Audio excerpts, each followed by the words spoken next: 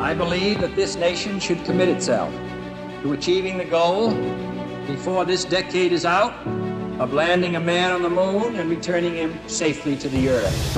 No single space project in this period will be more impressive to mankind or more important for the long-range exploration of space. And none will be so difficult or expensive to accomplish.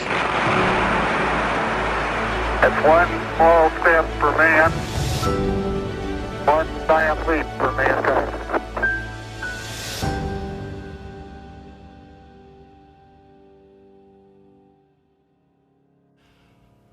I'm John Charles. I recently retired from NASA after almost 33 years in the space life sciences, which gave me a perspective on not only the life sciences themselves, but on how they interact with other aspects of space exploration.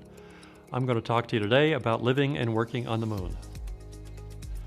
We just celebrated the 50th anniversary of the first Apollo moon landing, and that reminded us of the excitement and the drama and the gratification of the Apollo program. The excitement of the launch and the activity on the lunar surface, and then the relief when the capsule splashed down the Pacific Ocean. But there was more than just the excitement and drama to be dealt with. There were biomedical results acquired from Apollo. They are captured nicely in a NASA publication called Biomedical Results of Apollo. I'll be using that for most of the historical information I provide today. The Apollo program collected data on astronauts before flight, during flight, and after flight. Before flight, the measurements were for crew health protection, making sure that there were no infectious diseases transmitted to the astronauts that might flare up during the mission. And you recall, no doubt, the Apollo 13 episode with one astronaut being grounded because he was exposed to German measles. Even earlier in the program, an entire flight was delayed by several days as the astronauts recuperated from head colds. There were also in-flight measurements of a fairly routine and minimal nature, mostly involving radiation measurements during the flight to make sure the astronauts did not exceed any established limits and to document the environment they were going through. And during spacewalks or moonwalks, called EVAs, studying the metabolic loads generated by the astronauts and heat dissipation by the astronauts inside of their pressure suits. There were also a set of pre- and post-flight medical testing measurements that were acquired that looked at the endocrine system, especially the electrolytes and the body fluid volume changes that occurred in spaceflight, the clinical parameters, clinical biochemistry, specific studies of red blood cells and immunology, cardiovascular function, how the astronauts' cardiovascular systems responded to gravity loads after periods in weightlessness and after periods at 1/6 of Earth's gravity, and crew vestibular responses relating to a new phenomenon of space motion sickness observed for the first time in Apollo. During this presentation, I'll be reviewing the state of biomedical knowledge before, during, and after Apollo that's relevant to lunar surface exploration. So we'll cover what we knew going into Apollo, what we learned during Apollo, what we've learned since then, and what might we still learn to benefit future exploration missions. First, from the perspective of the life sciences in spaceflight, we need to briefly address the hazards of deep space missions. These hazards are the guiding architecture for NASA's human research program. These hazards help to collect and sort the risks that have been identified for deep space exploration missions, and I'm borrowing them here for this discussion. The hazards of deep space include altered gravity, that is the weightlessness of ballistic spaceflight, as well as the hypergravity of launch and landing, and the reduced gravity of planetary surface activities, the space radiation environment, the hostile and enclosed environment, the isolation and confinement of spaceflight, and finally the distance from Earth.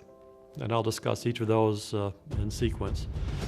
This is not to minimize the more well-known hazards of any space mission, including the launch, during which stored chemical energy is converted into kinetic energy and potential energy to take the space vehicle, whatever it is, from a standing start into an orbit around the Earth as an initial state at least, moving 5 miles a second at about 100 miles or so altitude, usually within the space of 8 to 10 minutes. And then at the end of the mission, converting the potential and kinetic energy into thermal energy so it can be dissipated safely and the astronauts or the payloads can safely return to the surface of the Earth. I acknowledge that those are substantial risks, and in fact, all of the fatalities that have occurred in spaceflight have occurred during launch and during landing. So those are not the problems that I'm going to be addressing, though, from the life sciences perspective. The results I'm going to talk about are from the early space age. And just as a brief reminder, the early space age in the U.S. started with Project Mercury, the one-man vehicle, which segued into Gemini, the two-man vehicle, as preparation for the Apollo program's three-man spacecraft in two parts: the command and service module, which orbited the moon and returned the astronauts to the Earth, and the lunar module, which deposited two of the three astronauts safely on the moon and returned them back into lunar orbit. Gemini produced several significant biomedical findings in terms of all of the body systems.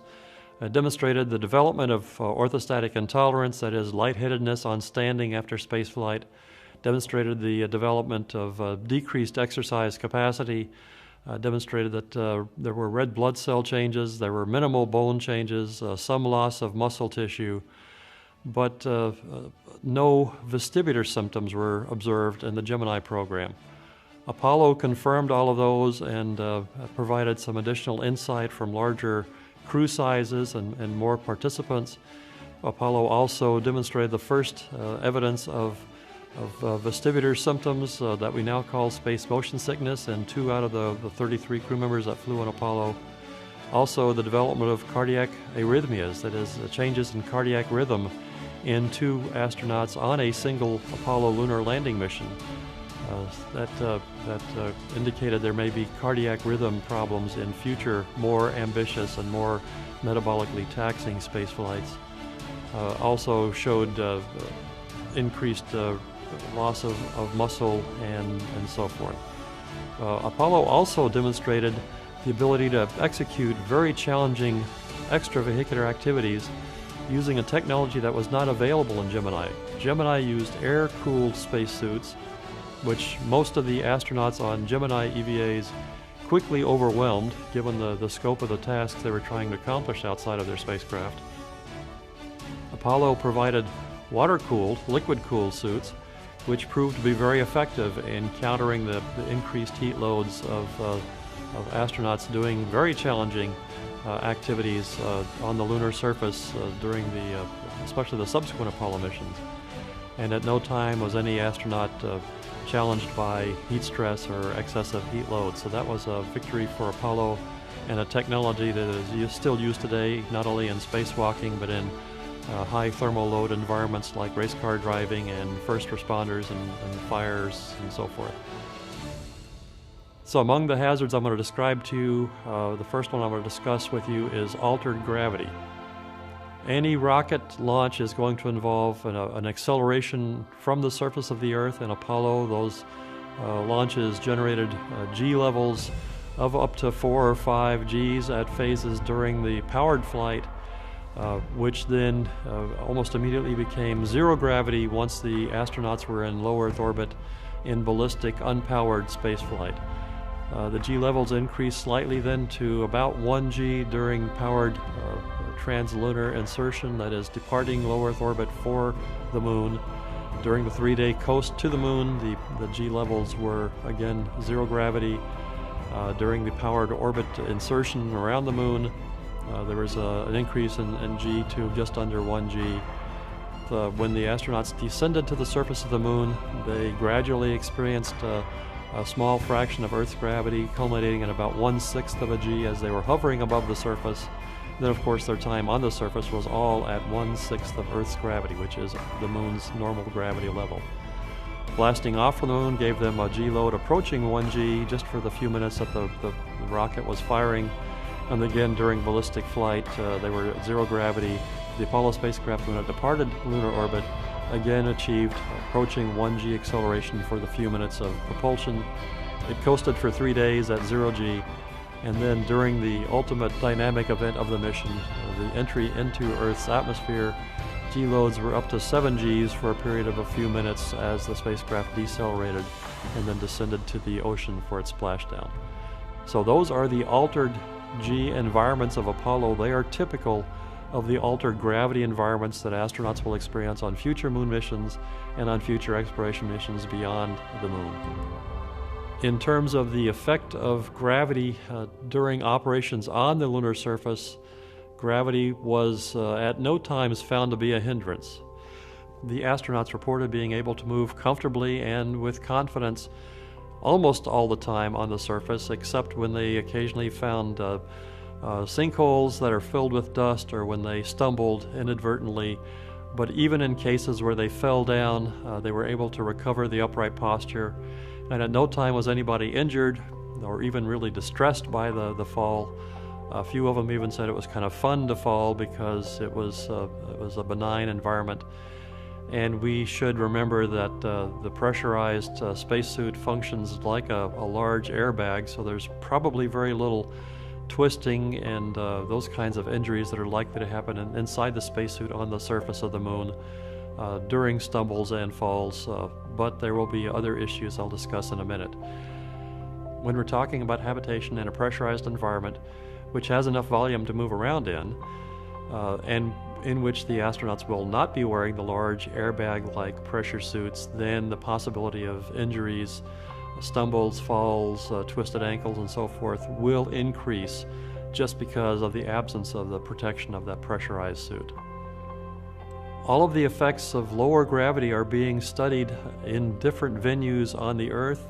There's a device called the Active Response Gravity Offload System, or ARGOS, here at the Johnson Space Center, which suspends test subjects and astronauts at about 1/6 of their Earth gravity weight, so they can ambulate and do other relevant exercises that will inform planning for lunar surface activities. It's also possible to offload astronauts underwater at the Neutral Buoyancy Lab, not far from Johnson Space Center. So other kinds of dynamic activities can be investigated without the cumbersome suspension system. And this work has been done not only by NASA but by others around the world who are interested in preparing for future lunar expeditions. In particular, the European Space Agency has investigated some aspects of a low-gravity environment underwater in the Mediterranean Sea off the coast of France with astronauts dressed in simulated spacesuits doing simulated lunar surface activities. I'll be showing you several of these charts which describe the risks that make up each of the hazards that I've just outlined for you. This chart shows the risk and its short title, and then of interest the final 3 columns on the right, which are subdivided into 2 separate columns indicating in-mission and lifetime risk. So in this particular chart, which relates to the altered gravity fields, we can see that the chart for the first 2 sets of columns is mostly green and yellow. In fact, it's all green and yellow for the mission durations up to about 1 month, and then mission durations up to about 1 year, both of which are assumed to be deep space missions involving lunar orbit and lunar surface activities. These are subject matter assessments, so there are some details yet to be worked out as additional data comes in. But in terms of the factors related to altered gravity in spaceflight, there really isn't expected to be much that we're going to see on moon missions that we have not seen before, with years of shuttle and International Space Station experience and with the prior Apollo missions. Of particular interest will be the ability of the astronauts to do useful work on the lunar surface in terms of their vestibular function, their ability to remain upright and recover from falls, their ability to generate the appropriate workloads with their muscular system, and the ability of their cardiovascular system to maintain the appropriate circulatory function in response to those workloads. There is additional insight to be acquired in each of those areas from extended periods on the moon to allow us greater insights into the effects of fractional gravity on human physiological function. Other aspects of the altered gravity environment are fairly benign to the point of not being a concern at all. We don't expect to have problems with medications or bone fracture and things like that, just because of the low gravity environment, the short period of time the astronauts are exposed to that low gravity environment, and during their most vigorous activities, the protection afforded by the pressure suit. The next of the hazards I want to mention is the radiation environment that fairly permeates space. The space radiation environment can be characterized as galactic cosmic radiation, which can pass through the body very quickly and do minimal damage unless they squarely hit biologically important targets, in which case they can do great damage. And then there's the solar radiation, that is the solar particle events accelerated by coronal mass ejections off the sun in periods of high solar activity relating to solar flares. That radiation can impact the spacecraft in transit and in orbit around the moon.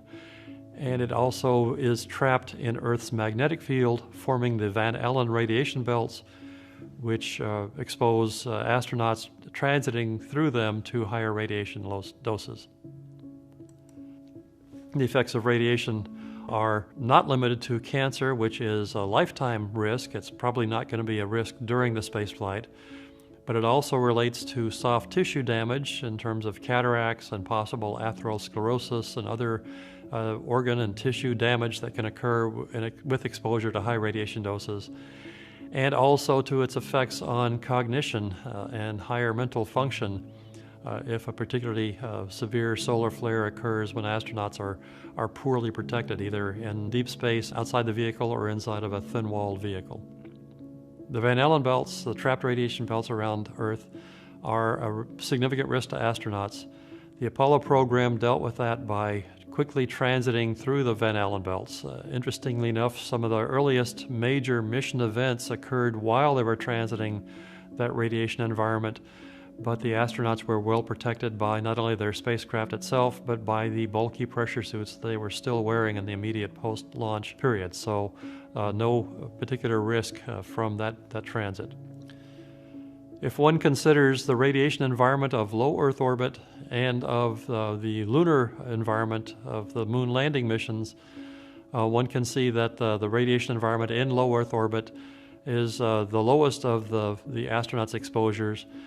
And the astronauts who went to the moon had increased radiation exposure in terms of their daily dose, which exceeded even the astronauts in the Skylab missions. But interestingly enough, the Skylab astronauts acquired more mission dose than the moon-faring astronauts. So it's a matter of proximity to not only the Van Allen belts, but also to something called the South Atlantic anomaly, which is an offset of the inner Van Allen belt due to an offset of Earth's magnetic field from the geometric center of Earth. In the area of the South Atlantic, that inner radiation belt dips closest to the Earth, and astronauts in high Earth orbits can experience increased radiation exposure every time they pass through that South Atlantic anomaly. But overall, the radiation doses of the astronauts were higher than those they acquired in low Earth orbit, but not a significant clinical concern for their missions, and probably not for our missions of at least the shorter durations. The radiation exposure of Apollo flights did prompt additional attention to radiation concerns on those missions. Specifically, 2 crew members on the first moon landing, Apollo 11, reported seeing light flashes during periods of time when their eyes were closed and the cabin was darkened while they were sleeping on the way back after the moon landing.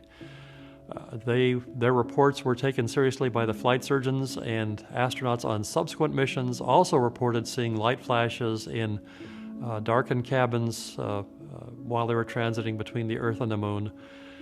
This indicated that this was a phenomenon related to galactic cosmic radiation entering the astronauts' heads and stimulating the photosensitive tissue of the retina, generating light flashes. Later Apollo missions carried headgear specifically to look for evidence of those radiation exposures and try to correlate them with astronaut reports of light flashes. They were moderately successful and did seem to show an association between the expected galactic cosmic radiation flux and the incidence of light flashes as reported by the astronauts. In addition to the light flash studies, there were other investigations that were developed and added to the later Apollo missions to try and document the effects of radiation on simple organisms, spores and seeds, and simple tissues, and on even complex organisms like pocket mice. In each case, they were moderately successful in showing the effects of radiation on the simple organisms. But, for example, in the case of the pocket mice that flew on the last Apollo mission, they showed no effects of radiation because of the shielding of the spacecraft environment. So the spacecraft environment was effective in mitigating any effects that might have been documented in those mice. Apollo was lucky in the sense that it dodged every solar flare, every solar particle event of the 1968 through 1972 period. The missions had either just concluded or had yet to start when the notable solar flares occurred. Of particular interest is the August 1972 solar flare, which occurred almost exactly between Apollo 16 and Apollo 17. So in this case, the Apollo program was lucky owing to the short duration of the moon missions. We cannot expect to be that lucky with longer Artemis missions that will be lasting a month or even longer in the next few years. The Apollo astronauts, had they been exposed to the solar flare of the August 72 event, would have been safe inside of their command module with its thicker walls, but had they been inside the thin-walled lunar module or on the lunar surface for an extended period of time, they would have suffered some severe radiation injuries, and it would have been a serious medical event for that mission. So again, Apollo was lucky, and we should make appropriate preparations for future astronauts exposed to a similar environment. If we're talking about the risks of radiation for lunar missions of 1 month or even up to 1 year, you can see by the HRP chart that for most factors they are green or yellow. The red only comes in for lifetime risks for astronauts that venture to Mars. So astronauts going to the moon for short or long periods of time will be monitored carefully to make sure they are not subject to medical problems owing to a large solar flare, but just going to the moon should not be an increased risk for astronauts in terms of even acute radiation effects if they are well shielded and well cared for. Next, I want to talk about the hostile and closed environments of spaceflight.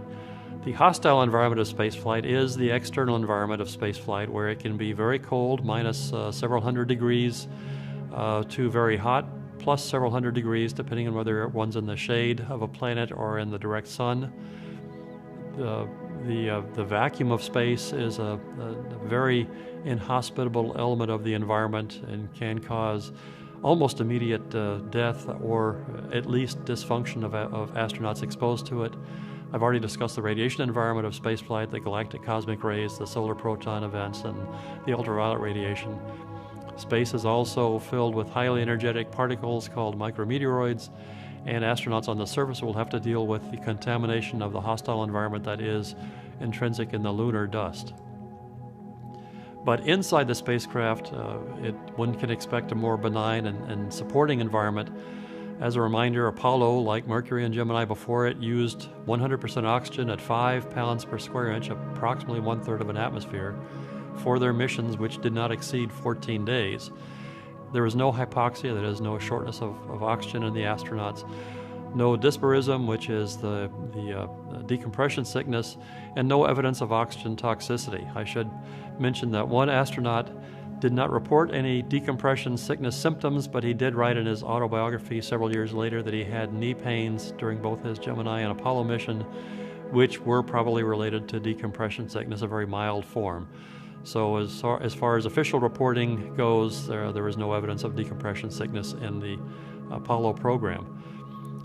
Subsequent research said that the pure oxygen environment could have been used for up to 30 days, but longer missions such as Skylab's 1 month, 2 month, and 3 month missions used a 70% oxygen, 30% nitrogen environment, again at 5 pounds per square inch, which provided the minimum necessary oxygen for the astronauts. In subsequent space programs, like the Space Shuttle and the International Space Station, the astronauts are at sea level atmosphere, 14.7 pounds per square inch, roughly 20% oxygen, roughly 80% nitrogen. Future exploration missions may use what is called the exploration atmosphere, which is currently being investigated at 34% oxygen, 66% nitrogen, at 8.2 pounds per square inch, both to limit the valuable resource like oxygen and to minimize the risk of decompression sickness. This environment will provide a mildly hypoxic environment equivalent to breathing air at about 4,000 feet altitude, about 1,200 meters altitude. And this is not unprecedented in spaceflight experience. It is very similar to the Space Shuttle cabin environment pre-EVA, which was at about 10.2 pounds per square inch of 26% oxygen. And it's similar to the current International Space Station camp-out protocol. This will enable EVAs, surface EVAs, at suit pressures of about 4.3 pounds per square inch, just like Apollo did, at 100% oxygen, but without the extended denitrogenation pre-breathing period. So it should be able to allow fairly quick and convenient egresses to the lunar surface. Once outside, though, the astronauts will be confronted with a different hazard, and that is the dust of the lunar surface. The dust is composed of small particles of high angularity, which are going to be very good at inserting themselves into the fabric and into the working mechanisms of the spacesuits. As observed by the Apollo astronauts, who often found themselves completely covered by the lunar dust, which they then, of course, brought inside the lunar module when they came in for the evening. So their bodies were often exposed to, if not covered by lunar dust itself, as they handled the pressure suits. There is hope that new technology and new protocols involving suit lock capabilities on future spacecraft will minimize the intrusion of lunar dust, but I won't be surprised if lunar dust is found inside the spacecraft with the risk of biological response to exposure to the dust. In terms of the hostile enclosed environment, you see again that most of the risks in this hazard are yellow, with many of them green as well. The ones specific to injury due to EVA operations are yellow, pending mitigation through design of EVA activities that do not induce injuries. The hypobaric hypoxia, that is the exploration atmosphere, is also yellow with regard to its effects during the flight, but its possible carryover effects during the remainder of the astronaut's lifetime are minimal, and similar for the other aspects of the environment. Isolation confinement will be a concern for these missions as well. Isolation because of the distance from support back on the Earth. The radio communication time of just a few seconds will be noticeable and will serve to emphasize the separation from Earth, and the confinement will be due to the fact that even the most luxurious spacecraft will seem small in the vastness of the moon and in the vastness of outer space. So it's entirely possible that astronauts will feel some degree of confinement and isolation on these missions. Once even inside the spacecraft, one will be sharing space with others and with the environment that one has brought inside the spacecraft, the spacesuits and the life support systems and so forth. So it should not be a surprise if astronauts report being confined and sense isolation, and there should be appropriate countermeasures provided by the medical support organization to minimize the untoward effects of this exposure. We can expect there still to be cognitive and behavioral effects in team performance, function decrements, and sleep loss and circadian misalignment issues. Even on short missions, with appropriate mitigation, they can be minimized, and they should not have very long post-flight impacts. Astronauts, once they get back to Earth, should not have any significant carryover problems. These problems will be much more significant, as shown in this chart, when astronauts go beyond the moon off to planetary distances. And speaking of distances, it's important to remember that the moon seems nearby compared to other planetary goals that have been discussed in the past, but at 250,000 miles away. It takes a good solid 3 days to get there, and if we talk about the near rectilinear halo orbit, it'll take several more days to achieve that orbit. So the transit from the Earth to the duty station around the moon will be on the order of a week or even longer. And then the transit times from the orbit to the surface will be on the order of many hours to days, depending on the orbital geometry. And then just the reverse as they come back into orbit and then depart back from the moon to the Earth. So the distance from the Earth to the moon will be important in terms of the factors that we worry about. That is, the appearance of in-flight medical conditions that were not diagnosed pre-flight, the inability to restock medical supplies or food or anything else that may have become spoiled or otherwise rendered unusable during the flight. It just will not be easy to provide fresh supplies or on-the-spot medical care in that environment, and will require the appropriate mitigations in terms of pre-flight planning and so forth to make sure the astronauts are safe during that period of time. The distance from the Earth is reflected in something that I've been told is called the gear ratio. The gear ratio describes how much mass on the launch pad is required to deliver mass to destinations beyond the surface of the Earth.